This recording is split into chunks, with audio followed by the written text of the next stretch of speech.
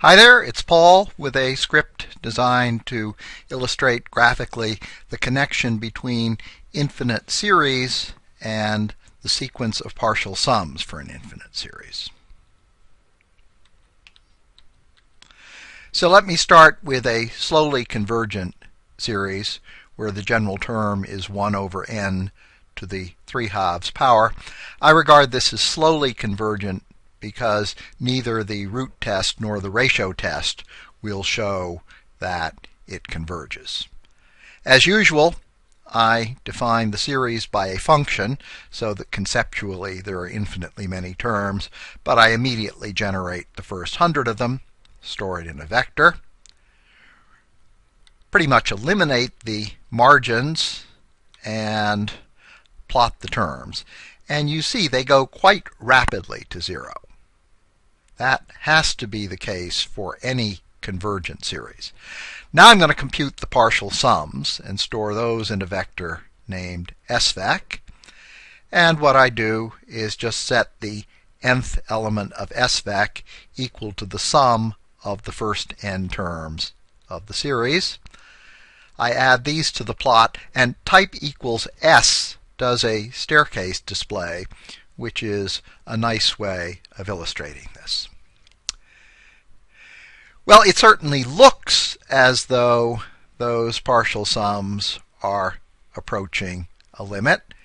Clearly they're increasing, and they seem to be bounded above, but let's check it. Let's sum the first 1,000, 2.549, the first 10,000, 2.592, the first 100,000, 2.60, and so a reasonable guess is that 2.61 is an upper bound for the sequence of partial sums, and the sum of the series is perhaps a little bit less than that.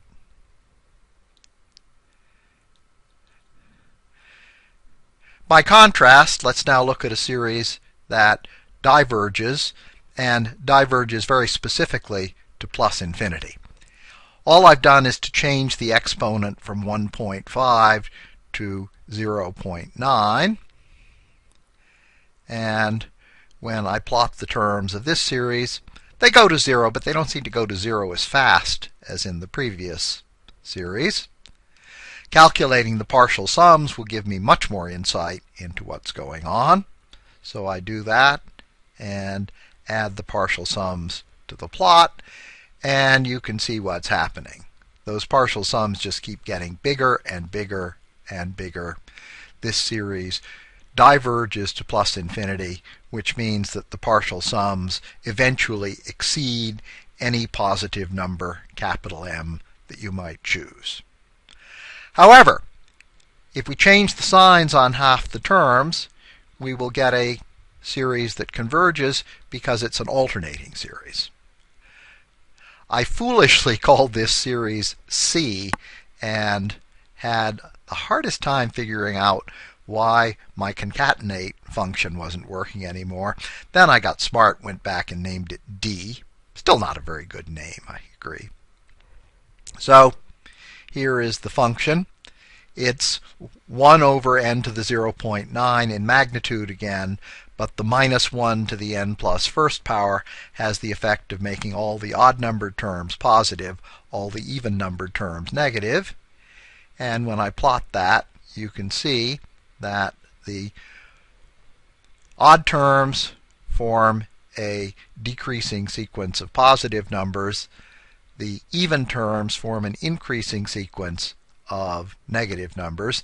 And since the magnitudes keep getting smaller and smaller, and since the limit is 0, all the conditions for an alternating series are satisfied.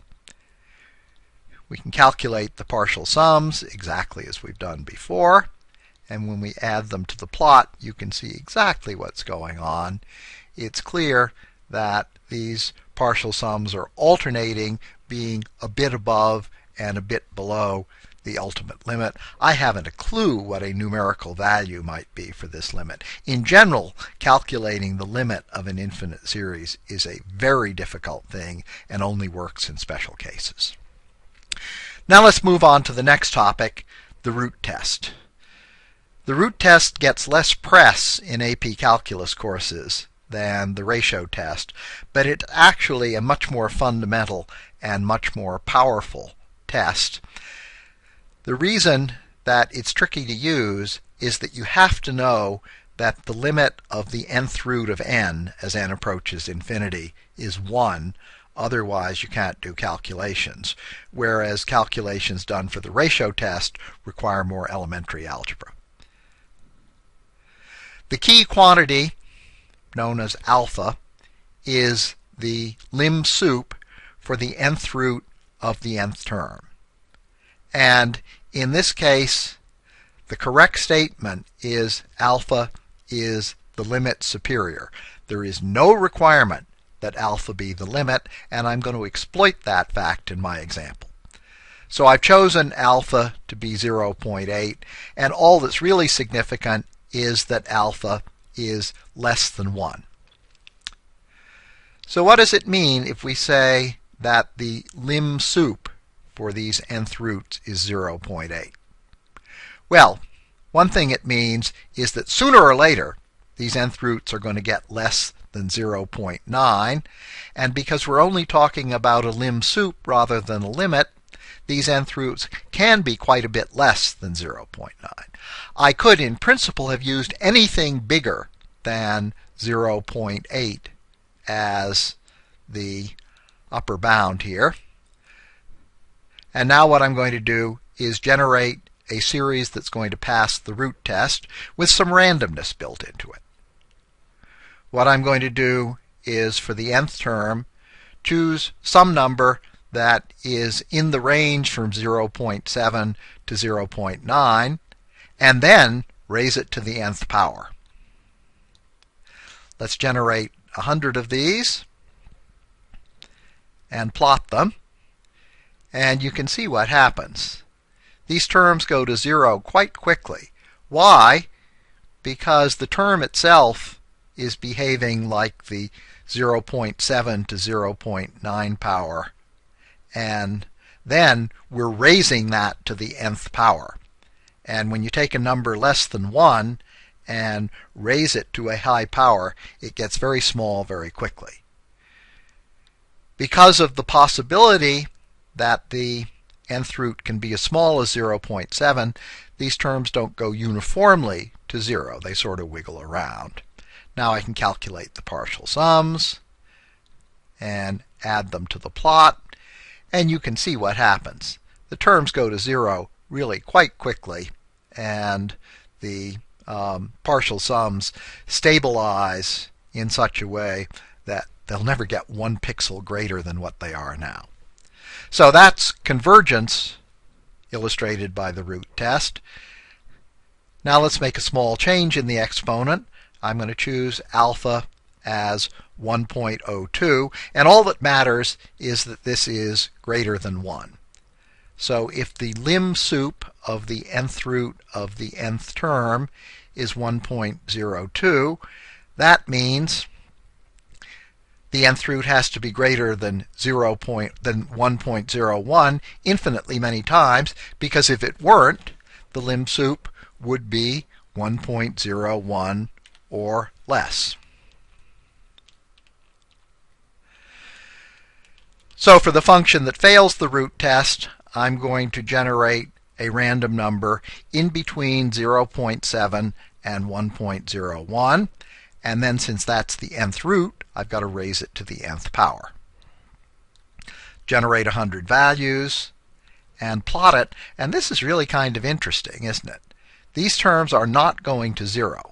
A lot of them are pretty small. That's because the random number I picked happened to be less than 1. But every once in a while, we get a random number that's a little bit bigger than 1. And when we raise it to the nth power, we get something quite substantial. So there are going to be occasional big terms, and there are going to be infinitely many occasional big terms. That's basically the proof that if alpha is greater than 1, the root test shows that the series is divergent. We can illustrate this nicely by calculating and displaying the partial sums. There they are. You see these jumps, and you see the farther along you go, the bigger the jumps become. So we have an infinite number of jumps that keep getting bigger. This series diverges like crazy to plus infinity. Finally, let's look at a case where the root test doesn't work because the quantity alpha is equal to 1. And look first at a case where the series diverges, then one where it converges. The series whose terms are 1 over n is known as the harmonic series. And since this time I'm not using any random numbers in the definition of the function, I can make a vector of the first 200 values very straightforwardly, plot them. They go to 0, not super quickly. We can try the root test on this by just saying take this vector and raise it to the 1 over nth power. If I plot that, I get a sequence of numbers that approaches 1 as a limit. We've already proved that the limit of the nth root of n is equal to 1. So the root test is totally useless. Doesn't prove divergence, doesn't prove convergence. Now let's calculate the partial sums and think about them. So here are the partial sums plotted in blue. And the problem with these partial sums is that they don't form a Cauchy sequence. That's quite easy for me to show. I'm going to show it not with a tiny epsilon, but with an epsilon of 1/2. Suppose someone says, oh, for epsilon equals 1/2, n equals 30 is big enough. Well, there's n equals 30.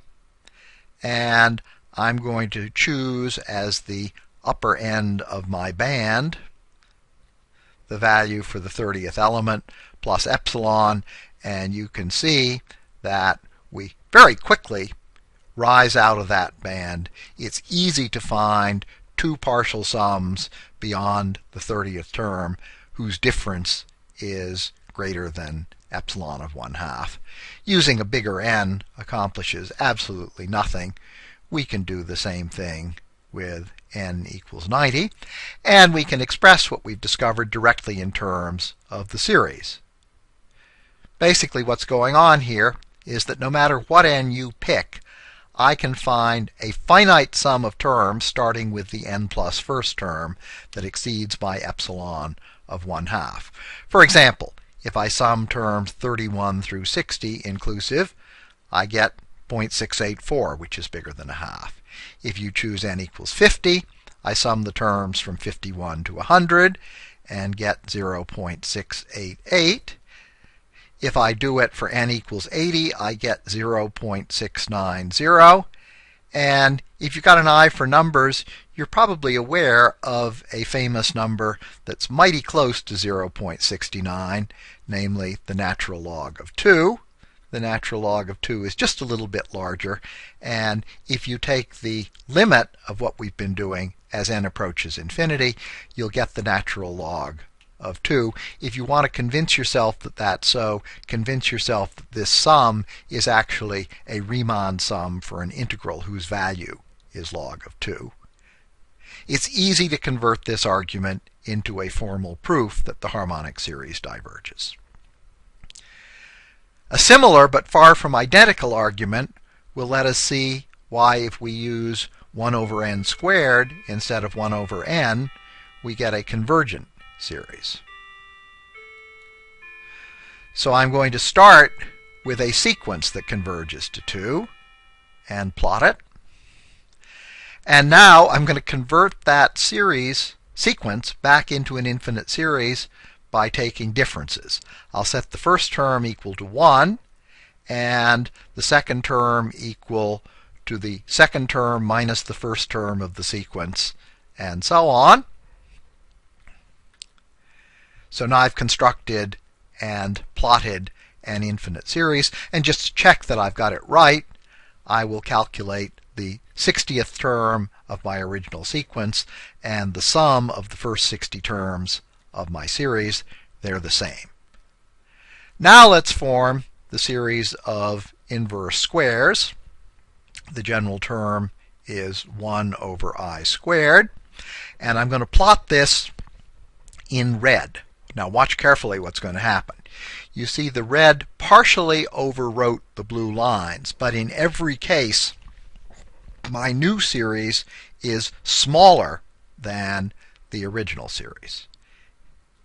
I can show this numerically by taking the difference between the two, and notice I never get anything but positive numbers. And that means the series of inverse squares converges by the comparison test, because the series is term for term no greater than a known convergent series. Since the terms are smaller, the partial sums will be smaller. I can work those out and plot them in magenta. And in this case, the sum can actually be calculated. It was worked out back in the 18th century by the great Swiss mathematician Euler. What he figured by an ingenious argument was that the sum of this series is pi squared over 6. If I plot that, you can see it's a plausible limit. And this argument, too, will be easy to convert to a proof.